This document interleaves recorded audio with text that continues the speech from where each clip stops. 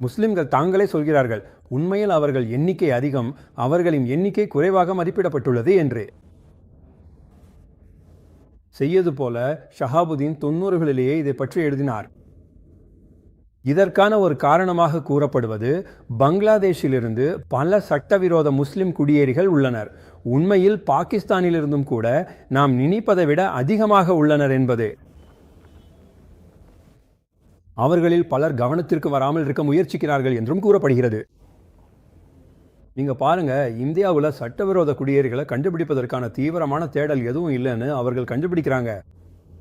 நீங்கள் அறிந்திருப்பீர்கள், கம்யூனிஸ்ட் ஆட்சியில் அவர்கள் பல விஷயங்களை எளிதாக தப்பித்துவிட முடிந்தது. ரேஷன் கார்டுகள் போன்றவற்றையும் பெற்றனர். அவர்கள் முற்றிலும் குடிமக்கள் போல நடந்து கொள்ள முடிஞ்சது. அந்த பதிவுடன் அவர்கள் மக்கள் தொகை அலுவலகத்துக்கும் செல்ல முடிஞ்சது. குடியுரிமை அலுவலகத்துக்கும் சென்று குடியுரிமை பெற முயற்சிக்கவும் முடிந்தது. இது பல சந்தர்ப்பங்களில் நடந்தும் இருக்கிறது. ஆனால் இது நடக்காதவர்களுக்கு அவர்கள் இஸ்லாமிய நாடுகளின் அதிகாரப்பூர்வத்துக்கு பழகியவர்கள் என்பதால் இந்தியா உண்மையில் இவ்வளவு முட்டாள்தனமாகவும் பொறுமையுடனும் இருக்க முடியும் என்று நம்ப முடியவில்லை. அவர்கள் நினைத்தார்கள், ஒரு நாள் இந்த கொடூரமான வெறித்தனமான இந்து தேசியவாதிகள் ஆட்சிக்கு வருவார்கள், அப்போதுதான் இந்த விஷயத்தில் தீவிரமாக நடந்து கொள்வார்கள். அதுதான் இப்போது நடக்கிறது போல தெரிகிறது. அதனால தான் இத்தனை போராட்டங்கள் நடக்கின்றன. இப்போது இது உண்மையில் நடக்குமான்னு எனக்கு தெரியவில்லை, ஆனாலும் இப்போது இது உண்மையில் எல்லோருக்கும் தெரிகிறது. அதனால இதுவரை அமைதியாக இருந்த அனைத்து முஸ்லிம்களும் அவர்கள் அப்படி செய்தது புத்திசாலித்தனமாக இருந்தது என்று தெரிய வருகிறது.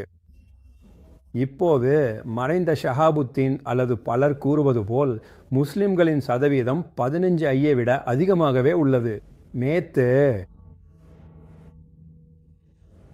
ஒரு இந்து தேசியவாத மனப்பான்மை கொண்ட வழக்கறிஞர் என்னிடம், இந்தியாவில் முஸ்லிம்கள் 200 மில்லியன் இல்லை, உண்மையில் அவர்கள் 400 மில்லியன் என்று சொன்னார்.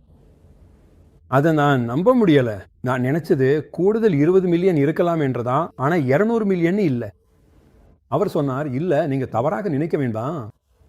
அதனால மக்கள் பதிவேட்டுக்கு எதிராக இவ்வளவு எதிர்ப்பு இருப்பதற்கான உண்மையான காரணம் இதெல்லாம் வெளியில் தெரிய வரக்கூடாது என்பதற்காக தான்.